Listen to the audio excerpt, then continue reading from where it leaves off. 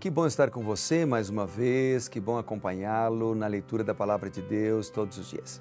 Deus tem uma mensagem para a gente cada vez que abrimos a Bíblia, não é verdade?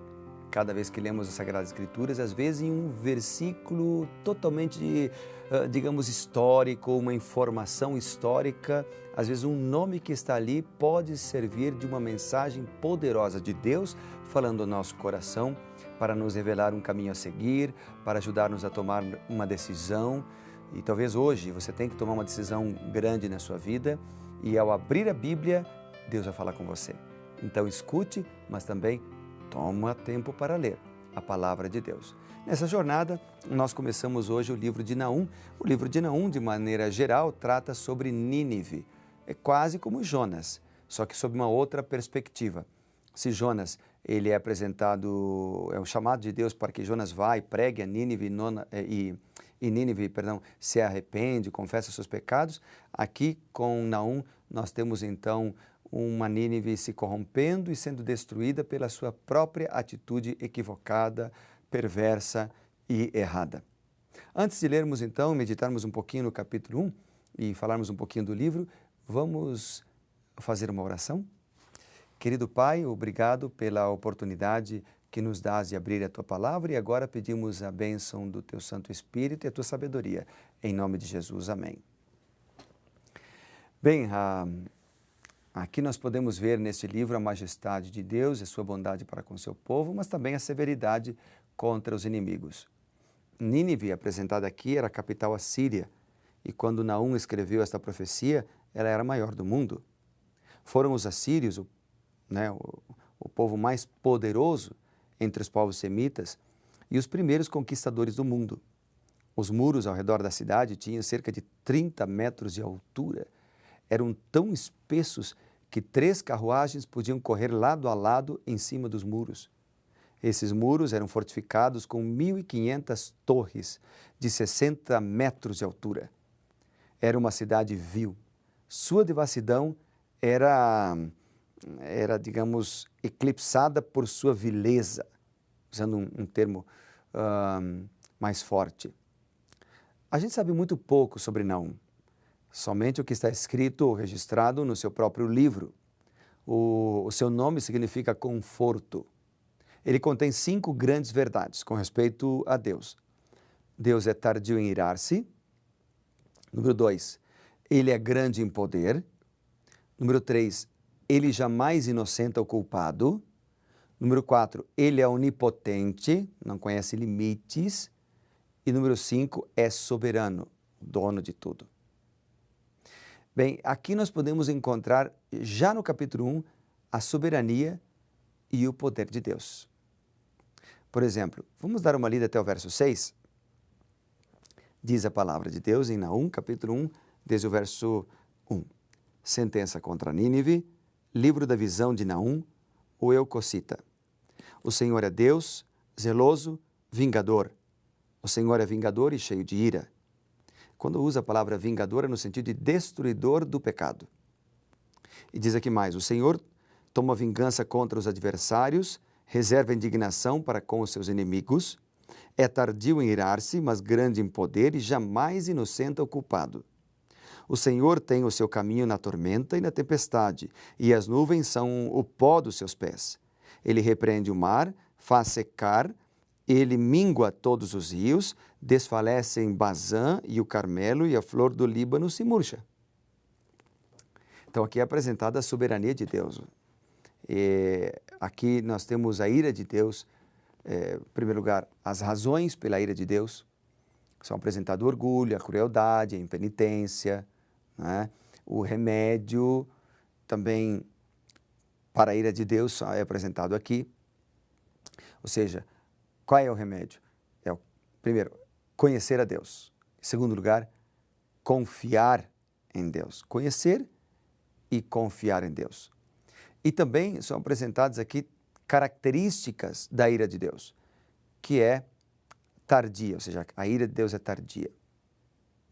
O versículo 7 diz assim, o Senhor é bom, é fortaleza no dia da angústia, Ele conhece os que nele se refugiam. Então aqui nós devemos lembrar sempre uma verdade que é apresentada sobre Deus. O Senhor é bom. Não há nada que Ele não possa fazer para ajudá-lo a ser salvo. O Senhor é bom. Deus é bom. Diz a palavra de Deus em todos os seus livros, apresenta essa verdade. Inclusive quando Ele destrói o pecado, os inimigos, isso lembra, evoca o seu caráter amoroso. Bem, diz a Bíblia lá no Novo Testamento, aquele que não ama não conhece a Deus, porque Deus é amor. Então, o Senhor é bom, diz o versículo 7. Ele é fortaleza no dia da angústia. Por ser bom, Ele também nos fortalece. E diz mais, Ele conhece os que nele se refugiam. Então, não precisamos ter medo. Deus conhece você. Sabe onde você está, conhece as suas lutas, conhece as suas dificuldades. Ele conhece você. E Ele fortalece aqueles que buscam nele força e sabedoria. Bem, dos versículos 8 até o versículo 15, Deus promete destruir os inimigos do seu povo, os assírios, e também toda a cidade de Nínive.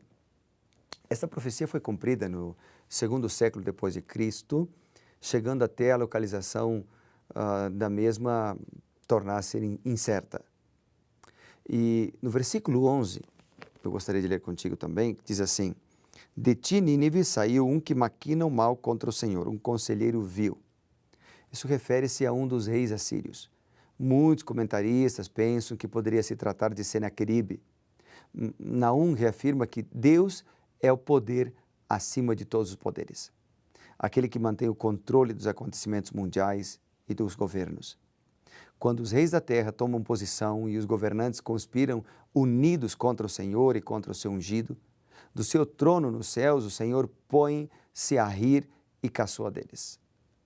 Caçoa deles. Porque apesar do poder assírio controlar grande parte do mundo bíblico no século VII a.C., os cruéis abusos, a rejeição das advertências proféticas rapidamente encheram sua taça de iniquidade e trouxe a eles o juízo. Você sabe que as bênçãos da liderança, elas vêm com responsabilidades, responsabilidade de usar a autoridade e o poder a fim de ajudar as pessoas, de garantir os direitos humanos básicos para o bem de todos. E aqui nós temos então uma repreensão contra líderes, contra uma liderança que havia se desviado do seu objetivo. O profeta desconhecido, Naum, lembra os assírios que Deus atenta para as ações das nações. Se as oportunidades de serviço são desperdiçadas, tenha cuidado. A ira divina é lenta, mas os juízos infinitos de Deus irão prevalecer. Finalmente, Deus não somente livrará o seu povo da opressão, mas colocará um fim no mal para sempre. Este nunca se levantará novamente.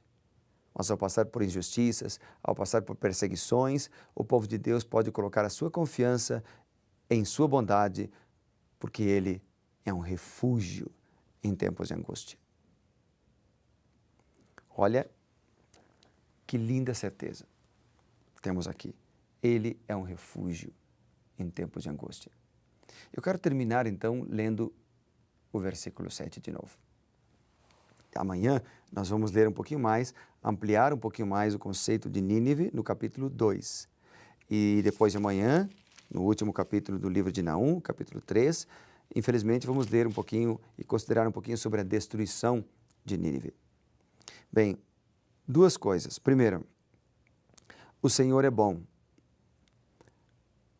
A segunda, Ele é fortaleza no dia da angústia e conhece os que nele se refugiam. Eu queria destacar no final da minha fala essa frase. Ele conhece os que nele se refugiam. Eu já disse aqui que Deus conhece todas as coisas, conhece o seu coração, conhece a sua mente, sabe onde você está, sabe quais são seus planos, sabe quais são suas lutas, suas tendências herdadas e cultivadas. Então Ele pode te ajudar mais do que qualquer ninguém, porque Ele conhece quem você é. Mas o que eu gostaria de frisar agora é Ele conhece os que nele se refugiam. Veja que Deus é todo-poderoso, Criador do céu e da terra, não conhece limites. No entanto, Ele não pode fazer nada por um ser humano, por uma pessoa que rejeita ser ajudada por Deus. Ele não pode fazer nada por alguém que não quer ser liberto por Deus, por alguém que não quer ser tocado por Deus, por alguém que não quer experimentar as bênçãos da salvação oferecidas por Cristo. Então, o Deus poderoso, Deus e todo o universo, se limita à nossa decisão. É interessante isso, não é? Porque Deus poderia forçar-nos, Deus poderia dizer, vai filho, é o melhor, mas Ele respeita nosso livre-arbítrio. Ele nos criou assim, Ele nos respeita e quem força a entrada, quem força um caminho que não devemos seguir, esse é Satanás. Esse força, esse vem com tudo, com tentação. Deus mostra o caminho, Deus mostra o caminho, a rota que devemos seguir. Deus nos apresenta a sua palavra na Bíblia para que conheçamos mais sobre a sua doutrina e depois diz, estou contigo, quero que você siga por esse caminho, eu te ajudarei. Ouvirás por detrás de ti uma voz dizendo, esse é o caminho, andai por ele. Eu enviarei meu Espírito para te fortalecer, mas a decisão tem que ser nossa. Por isso o verso 7 diz, Ele conhece os que nele se refugiam. Ele conhece a todos, mas de maneira especial mais aqueles que se refugiam em Deus. Vamos orar então para que esse versículo possa ser uma realidade em nossa vida e não venhamos a ser destruídos como Nínive? Oremos. Querido Pai, obrigado porque podemos nos refugiar em Ti. Obrigado porque podemos confiar em Tuas mãos poderosas. Obrigado porque quando confiamos e nos entregamos a Ti, o Senhor nos redime, nos transforma e nos molda. Oramos, Senhor, em nome do Senhor Jesus Cristo, nosso Senhor e Salvador. Amém. Que Deus te abençoe muito, que Deus te guarde e lembre-se cada dia de estudar a palavra de Deus, porque quando nós estudamos, nós somos reavivados por sua palavra. Um grande abraço, que Deus te abençoe e nós nos vemos no próximo programa. Até mais!